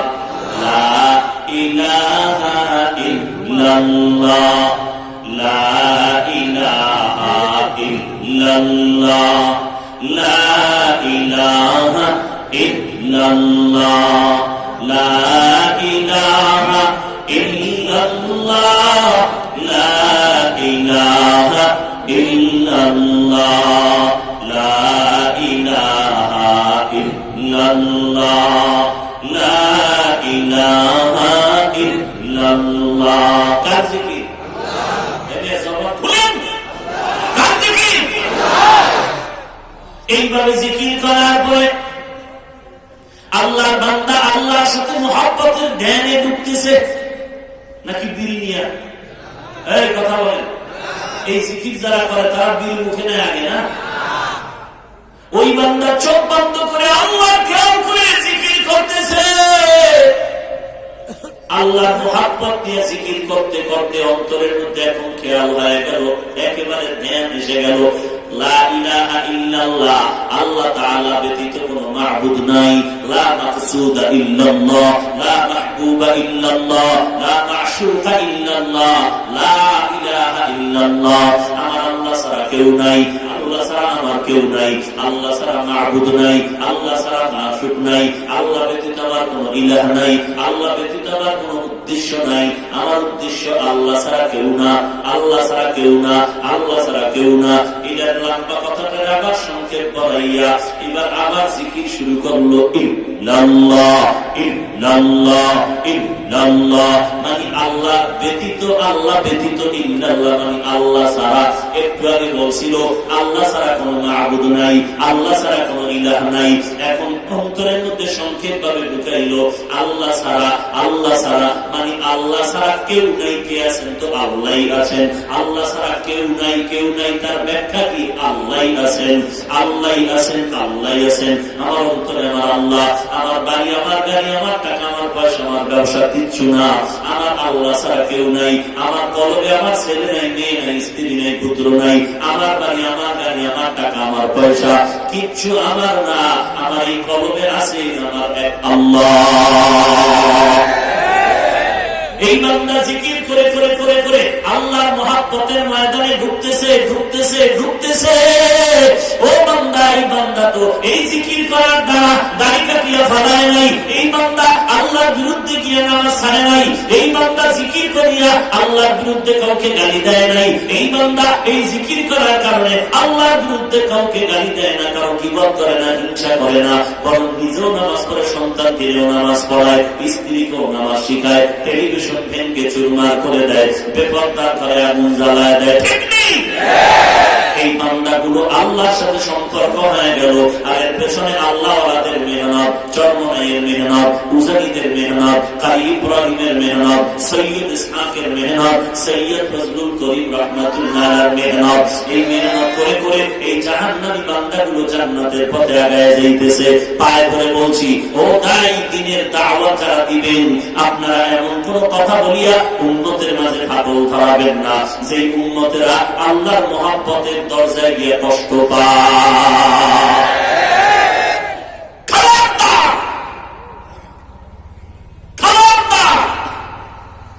মানুষ ফরজ করে না, আল্লাহর বান্দা আল্লাহর সোহবতে গিয়া ফরজ সুন্নাত সবই করে। কথা ঠিক না? আপনার তো এই বয়ান করার কোন যুক্তিকতা নাই যে সুন্নাত লাগবে না। কথা বলেন না, কোন প্রয়োজন আছে? আপনার তো এই কথা বলার কোন প্রয়োজন নাই যে কাজা নামাজ লাগবে না। কথার দরকার আছে? উম্মতেরা তো নামাজ পড়তেই চায় না। কথা বলেন না কেন? তাহলে বান্দা একজন দায়ীর কাজ হলো আল্লাহ বলা মানুষকে আল্লাহর সাথে সম্পর্ক বাড়ায় দেওয়া। টুপি নাই, টুপি কেমনে মাথায় দিবে সেই ফিকিরের বয়ান করা। দাড়ি নাই, দাড়ি উঠবে কেমনে সেই বয়ান করা।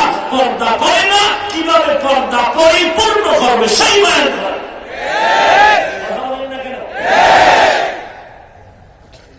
আমরা উল্টা কথা বলতেছি, যে পর্দা করে একটু কমায় করলে হবে, যে নামাজ পড়ে সুন্নাত লাগবে না, যে পুরো রমজান তারাবি বলে অল্প বললে হবে।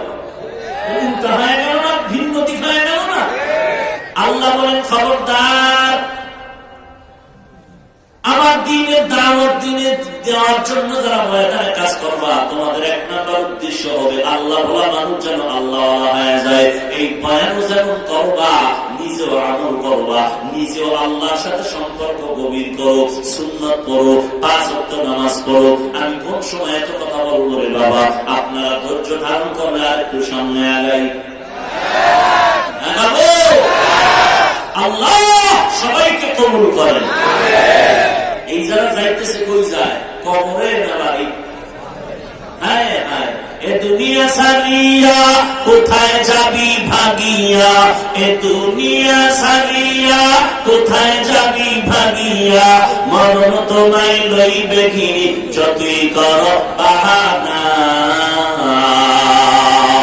মরণ তোমায় লইবে ঘিরে যতই করো বাহানা, চিন্তা করে দেখো না কবরে কি যাইবা না, যেই কবরে আল্লাহ সারা বন্ধু কেউ থাকবে না, চিন্তা করে দেখো না কবরে কি যাইবা না, চিন্তা করে দেখো না কবরে কি যাইবা না। যাওয়া লাগবে নি? মরণ থেকে যতই পালাও, মরণ তোমায় নিবে ঘিরে, যদি শুধু আকাশ পানে লুকাও সেটায় লাগিয়ে সিঁড়ি, নদী পথে নৌকা চালাও ও মাঝি ভাই, বেলা ডুবার আগে আমি ওপার উঠতে চাই, ডুবে গেলে বেলা রে আর উঠে না, ভেঙে গেলে মেলা রে আর জমে না, নদীর পার ভাঙে ওপার গড়ে, এই তো নদীর খেলা, সকাল বেলা দনিরে তুই ফকির সন্ধ্যা বেলা। ওরে নবীর উম্মতের দল, আল্লাহর বান্দাগুলো জাহান্নামের দিকে যাইতেছে, ফিরাও ফিরাও, ওই চরমুনার জমিনে ঘুমিয়ে আছে আল্লাহর ওলি, মানুষের হাতে ধরে ধরে বলতে বাবারা পায় বসে গুনাহ করবি না, জাহান্নামের আগুন বড় কঠিন,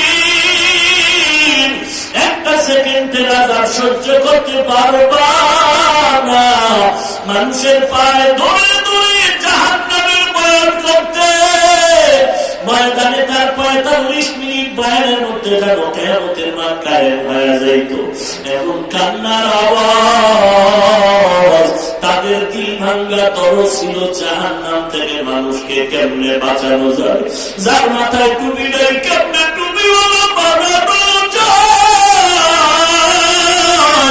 যার দাড়ি নেই কার দাড়িওয়ালা কেমনে বানানো যায়।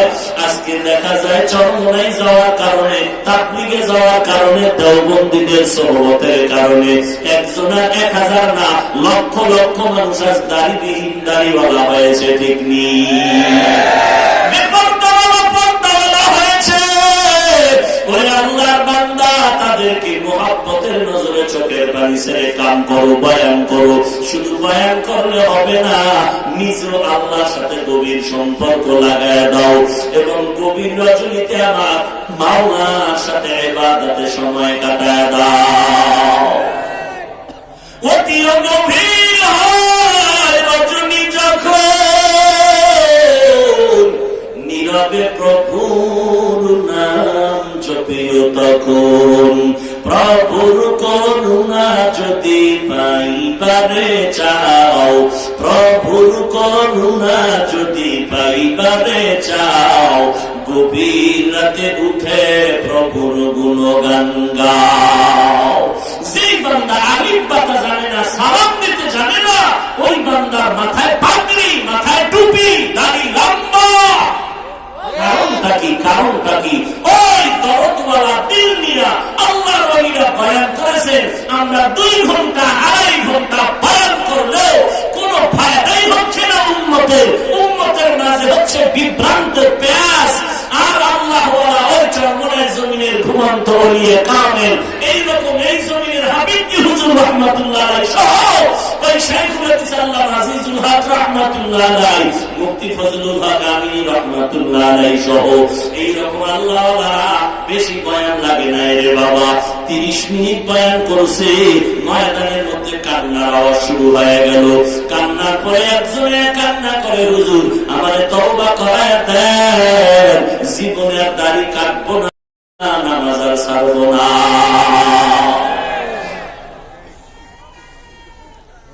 ও নবীর উম্মতের দলেরা, কার বয়ান শুনবা চিন্তা করতে হবে। সব বক্তার বয়ান শোনা যাবে না, সব বক্তার বয়ান শোনা যাবে না। যার বয়ানে মানুষ আমলওয়ালা হয়, যার বয়ানে মানুষের কান্না আসে, জাহান্নামের ভয় আসে, এদের বয়ান অল্প শুনলেও লাভ বেশি। কথা বলেন না কেন? গোটা দুনিয়া এখন প্রতিযোগিতা চলছে, গোটা দুনিয়া জুড়ে কে কার আগে জাহান্নামে যাবে। কথা বলেন না কেন? এই প্রতিযোগিতায় আবার টাকা পয়সা লাগুক, যা লাগুক দিয়ে খেদমত করতেছে বেঈমান ইহুদির গোষ্ঠী। এই সময় তুমি কিলাকিলি করো, সুন্নত কে পড়বে কে পড়বে না, কাজা নামাজ কে পড়বে কে পড়বে না, এই আলোচনা তো এই ময়দানের আলোচনা না। বলেন না কেন আপনারা? এই আলোচনা ময়দানের আলোচনা। ও যুবক ভাইরা, পায়ে ধরে বলছি, আল্লাহ সাক্ষী, বলো এই সমস্ত আলোচনা কি উম্মতের উপকারের জন্য? বলো বলো, উম্মতের উপকারের জন্য?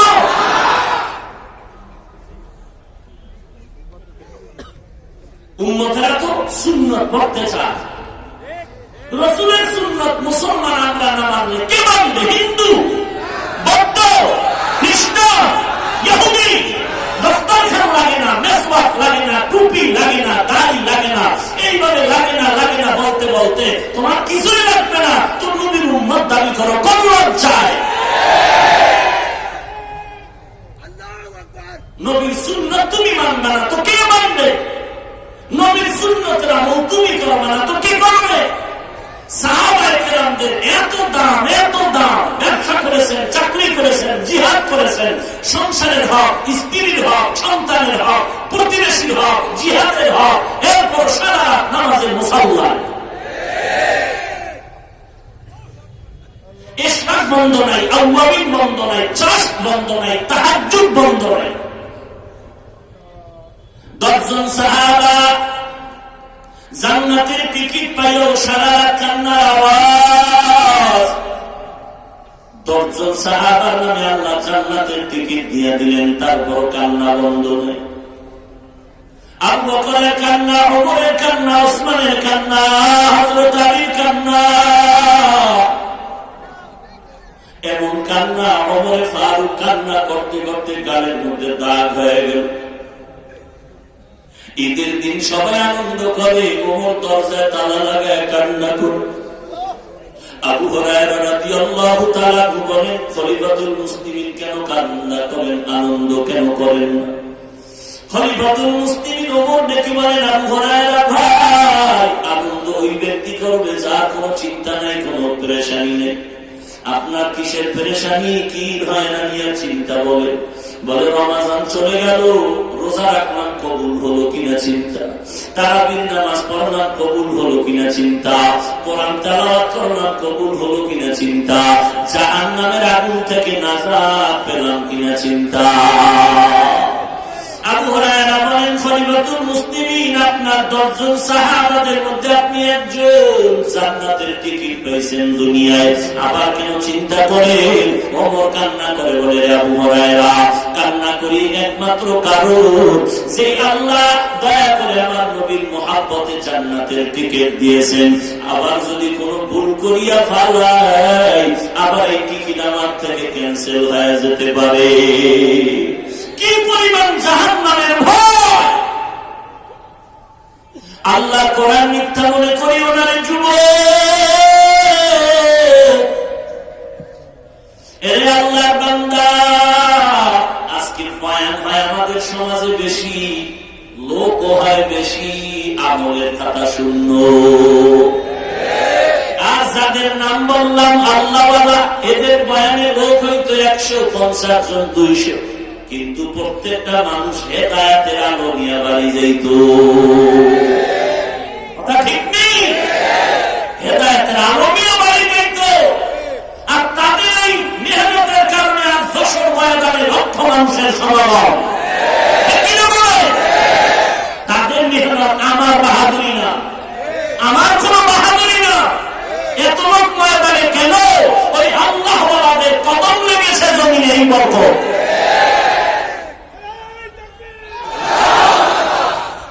আর আজকে যারা বলেন আল্লাহ ওয়ালা লাগে না, কি আর বলবো তাদের? মুরব্বী লাগে না, আবু হানিফার বিরুদ্ধে কথা, ওমরে ফারুকের বিরুদ্ধে কথা, হযরত আলীর বিরুদ্ধে কথা, আল্লাহ ওয়ালাদের বিরুদ্ধে কথা বলে, কি বলবো তাদের? কি বলবো? আবু হানিফাকে বলে মুশরিক,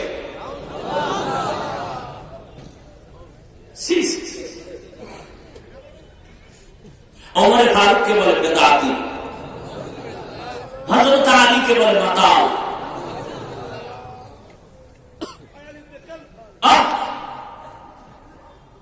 বলেনের কি আর কোন সাবজেক্ট নাই? আল্লাহ সবাইকে হেদায়েত দান করুন। ভাইজানরা কষ্ট পাইতেছেন? আর একটু সামনে আগাবো। والعصر إن الإنسان لفي خسر। ও দুনিয়ার মুমিন, সময় সফল। আহা, দুনিয়ার লাইনে সময় করে কাজে লাগাও, এই কথা বললাম। এবার বাকি রইল আখিরাতের লাইনে সময় করে কাজে লাগাইলে কেমন দাম হবে বলবো নাকি?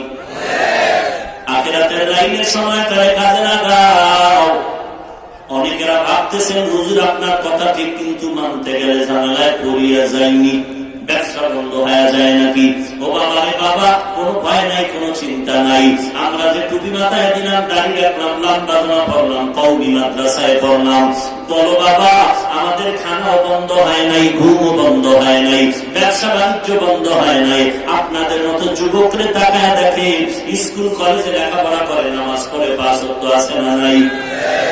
আপনি কেন পারেন না? আপনাদের মতো যুবক যশোর টাউনের মধ্যে কোটি টাকার ব্যবসা করে 1 টাকাও হারাম খায় না, আছে না নাই?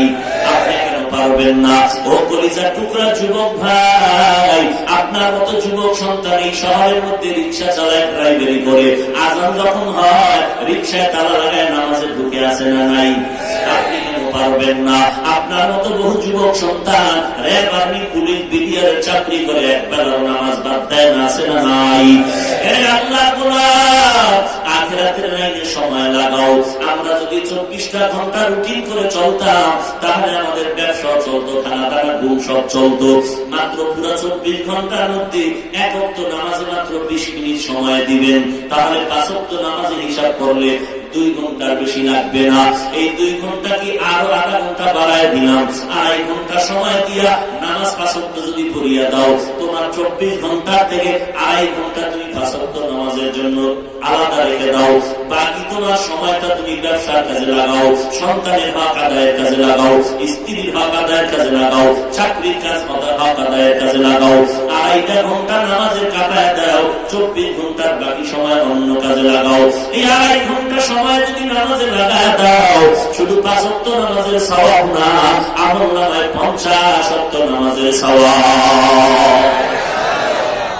আল্লাহর নবী বলেন, মদিনার আশিকের দল এশার নামাজ যদি জামাতে পড়ে ঘুমাও, আবার ঘুম থেকে উঠে যদি ফজরের নামাজ আদায় করে নাও, ঘুমাইয়া যে সময়টারে কাটাবি, ওই সময়টাও নেকের পাল্লায় ওজন দেওয়া হবে।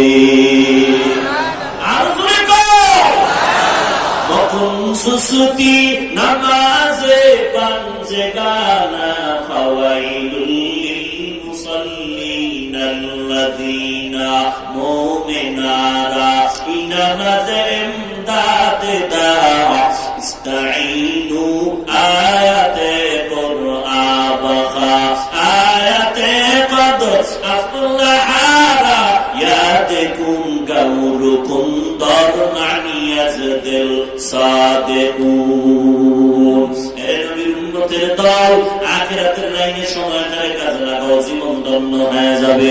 যার উপরে যে দায়িত্ব আছে, ওই দায়িত্বটা পালন করো, দেখবা সময়ের মধ্যে বরকত বেড়ে যাবে।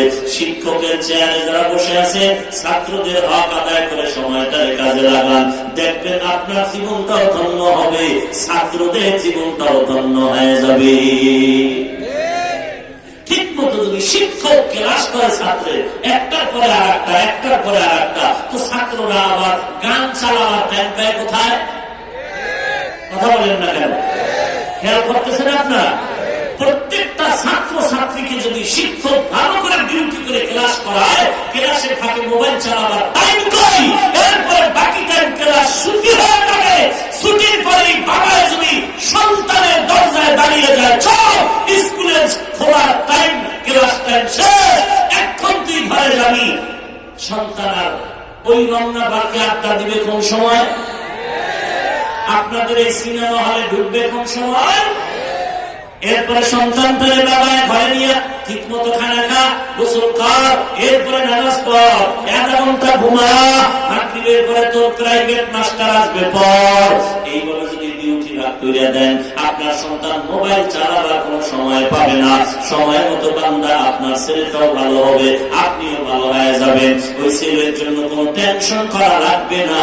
কিন্তু আজকে মা বাবা কেন আলেমুল আমাদের কাছে কান্না করে সন্তানের জন্য? সন্তান মা বাবার কথা শুনে না। কারণ হলো তুমি সন্তানের হক যথাযথ আদায় করো নাই, কারণে তুমি ভয় পাইতেছ মেয়েটা কখন জানি হিজরত করিয়া পালায় যায়। তোমার ছেলেটা বিএ পাস করার আগে বিয়া পাস করে ফেলে। কথা বলেন না কেন?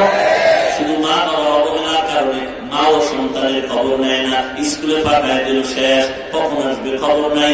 2 ঘন্টা দেরিতে যদি আসে, একটা ব্যাগ দিয়ে যদি 2টা আঘাত করে বলতো, এত 2 ঘন্টা সময় পেয়েছিলি হিসাব দিয়ে, একদিনে 2টা ব্যাগ মারলে পুরা জিন্দেগির জন্য সন্তান আদবওয়ালা হয়ে যেত।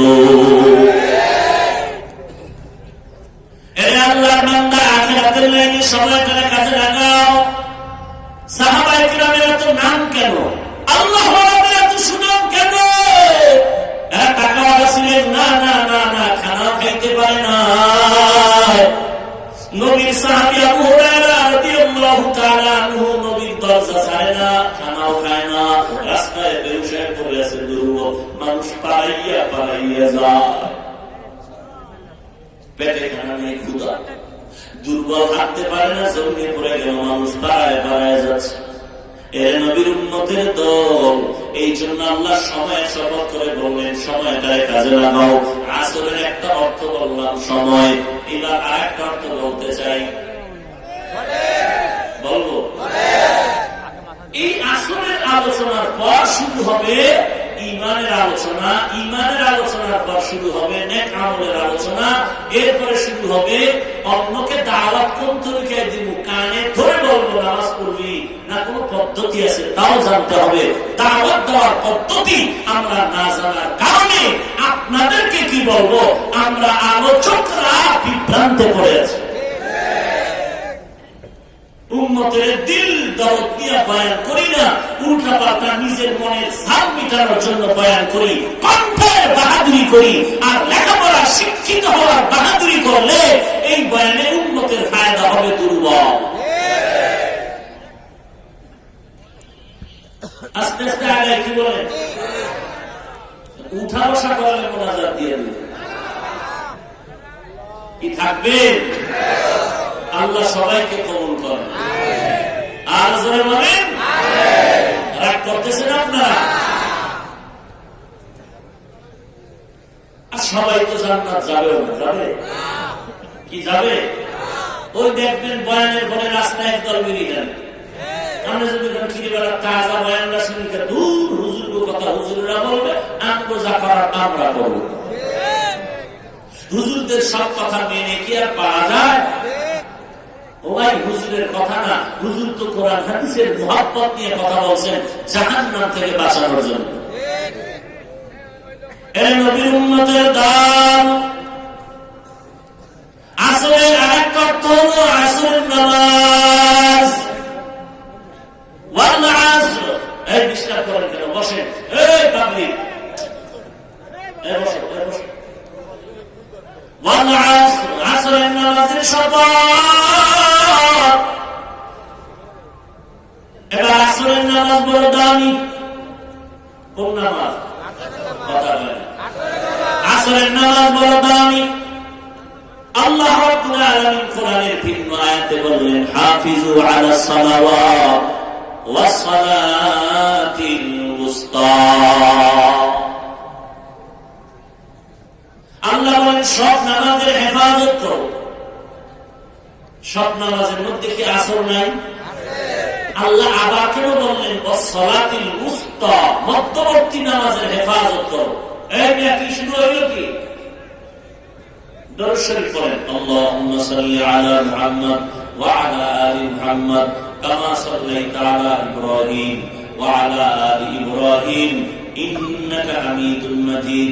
আল্লাহুম্মা বারিক আলা মুহাম্মদ ওয়া আলা আলি মুহাম্মদ কামা বারাকতা আলা ইব্রাহিম ওয়া আলা আলি ইব্রাহিম ইন্নাকা হামিদুম মাজিদ।